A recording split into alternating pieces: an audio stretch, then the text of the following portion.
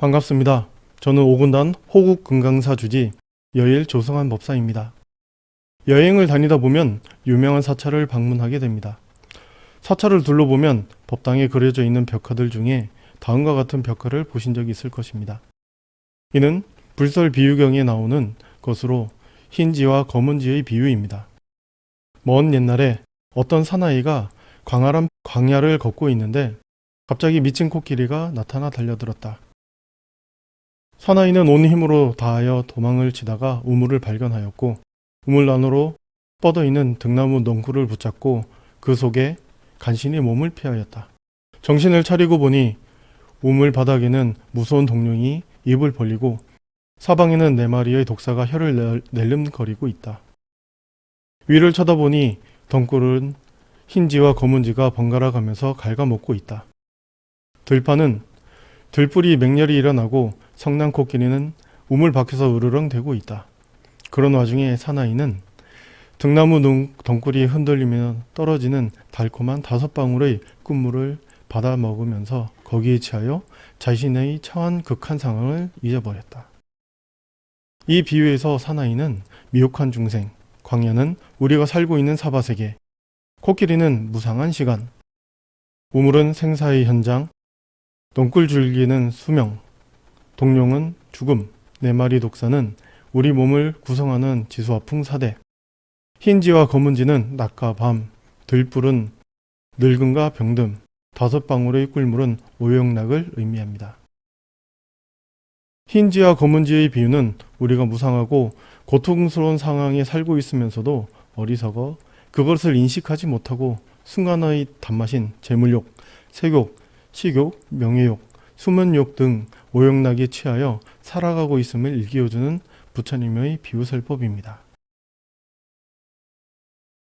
수행에 도움이 되는 이런 말, 저런 말을 적어 놓았다고 하는 동어서화라는 책에 대중은 머리에 붙은 불을 끄듯이 부지런히 정진해야 한다라고 적혀져 있습니다. 머리에 붙은 불을 그대로 둔 채로는 굶주린 상태에서 음식을 만나더라도 그 불을 끄지 않고는 먹을 겨를이 없을 것입니다. 또 아무리 피곤해도 그 불을 끄지 않고는 편안히 잠을 잘 수가 없을 것입니다. 살아가는데 이보다 명확한 표현은 없을 것 같습니다. 종교가 불교는 아니지만 절에 오면 마음이 편안해서 사찰을 방문하시는 분들이 계십니다. 가끔 마음 편하려고 절에 살고 싶어 하시는 분들 계시고 고통스러운 삶을 피하고자 출가하시려고 하시는 분들도 계시는데 그것은 착각이고 도피하는 것입니다.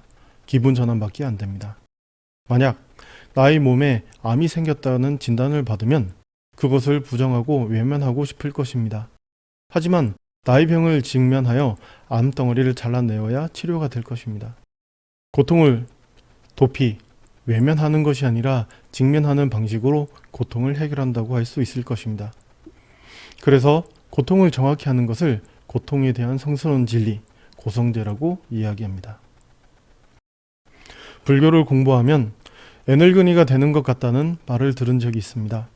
욕심을 내려놓는다는 말은 머릿속에 좋고 싫고 나쁘고 등등 복잡한 마음을 잠시 내려놓으니 편안해진 것입니다. 욕심을 내려놓고 답답한 나의 마음을 내려놓으라고 했지 노력하지 말라고는 하지 않았습니다. 불교는 중도 사상이기 때문에 열심히 일해서도 안 되고 마냥 놀아서도 안 되는 것처럼 잘못된 이해를 한 것입니다. 중도를 잘못 이해하면 자동차 도로에서 중앙선으로 다니는 것 같은 일이 벌어지기입니다. 의사가 되어 개인병원을 개업한 사촌 형님이 계십니다. 20년 전에 의대 레지던트를 하고 있는 사촌 형님의 말이 떠오릅니다. 수술실에 들어가서 16시간씩 수술하는 것을 보고 배우고 있고 공부할 것이 너무 많아서 평소에 2-3일 정도는 밤을 새우면서 공부한다는 말이 기억납니다. 그래서 질문했습니다. 시험 기간에는 얼마나 공부하나요? 사촌 형님은 일주일 밤새워서 공부를 하니 따라가지던데? 라는 대답한 것이 기억이 납니다. 물론 생명을 다루는 직업이다 보니 아무리 공부하여도 시간이 부족하다고 생각할 것 같습니다. 중국 3대 소설 중에 서육이라는 책이 있습니다. 소설 등장인물 중에 삼장법사라는 캐릭터가 있는데 원래 삼장법사라는 말은 부처님의 말씀을 적어놓은 경전, 대중들이 함께 살아가기 위해 지켜야 할 윤리, 규범을 적어놓은 율장, 그리고 그것을 논리적으로 설명한 주석서인 논장, 이것을 경율론 3장이라고 하는데 3장을 모두 외운 사람을 삼장법사라고 합니다. 아마도 스님들도 의사들보다 적게 공부하지는 않았던 것 같습니다. 또한 지금까지 불교가 남아있는 이유는 죽어라 공부하고 목숨 걸고 수행한 스님들의 노력이 있었을 것입니다. 그리하여 삶의 고통을 해결하고 나도 행복하고 우리 모두가 행복할 수 있는 방법을 찾았을 것입니다. 그렇다면 내가 열심히 노력할 수 있는 원동력은 어디에 있을까요? 인연의 소중함을 아는 것입니다. 자바안경 15권에 나오는 뱅구우목, 눈먼 거북이의 비유가 있습니다. 부처님께서는 제자들에게 질문을 던집니다. 큰 바다에 눈먼 거북이 한 마리가 살고 있다. 이 거북이는 100년에 한 번씩 물 위로 머리를 내놓는데 그때 바다 한가운데 떠다니고 있는 구멍 뚫린 널빤지를 만나면 잠시 거기에 목을 내놓고 쉰다. 그러나 널빤지를 만나지 못하면 그냥 물속으로 들어가야 한다. 과연 눈먼 거북이는 널빤지를 만날 수 있겠느냐? 제자 중에 아난이 그것은 불가능하다고 대답합니다. 그러나 부처님께서는 아난에게 바다가 아무리 넓다 하여도 이리저리 떠다니다 보면 구멍 뚫린 널판지를 만날 수 있을 것이라고 말합니다. 그러면서 사람으로 태어나는 것은 눈먼 거북이가 널판지를 만나는 것보다 더 어렵다고 가르쳐 주셨습니다. 눈먼 거북이의 비유를 우리 사람으로 태어난 것이 얼마나 어렵고 힘든 것인지 말해주고 있습니다. 더 나아가 눈먼 거북이는 악처에 떨어진 자와 비교를 하고 있습니다. 악처에 떨어진 자를 선처에 올라오는 어려움은 눈먼 거북이가 바다에서 구멍 뚫린 널판지에 머리를 내미는 것보다 훨씬 더 어려운 것이라는 비유입니다.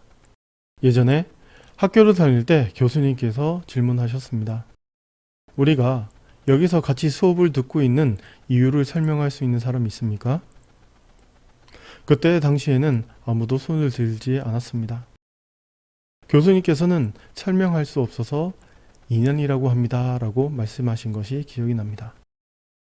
설명할 수 없다는 말은 어떤 의미인가요? 먼저 시간입니다. 56억 7천만 년 전에 지구는 생성되었고 앞으로 몇십억, 몇백억 년을 유지하고 있을지도 모릅니다.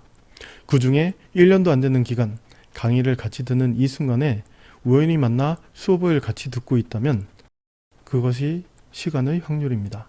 수업을 같이 듣고 있는 것은 인구수로 생각해 봅시다. 전 세계 79억 8천만 명 중에 한 사람이 나와 수업을 같이 듣고 있는 또 다른 한 사람이 만날 확률입니다.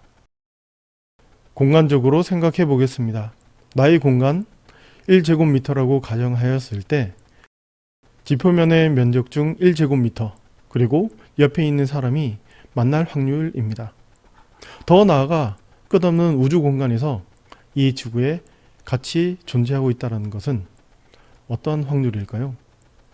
그렇기 때문에 옆에 있는 사람이 소중하다는 것을 알아야 할 것입니다.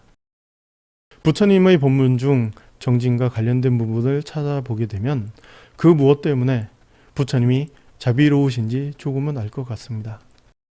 우리의 힘든 바람을 알아주는 부분도 있겠지만 이 세상이 얼마나 철두철미하게 연기법과 인과법에 의해 돌아가는지를 숨김없이 명확하게 알려주셨기 때문에 자비롭다는 생각이 듭니다. 또한 머리에 불이 붙었다라고 생각하면 영원한 것과 영원하지 않은 것을 명확하게 알게 된다면 좀 더 의미 있는 삶을 살아갈 수 있을 것이라고 말씀드리면서 오늘 본문을 마치겠습니다. 감사합니다. 성불하십시오.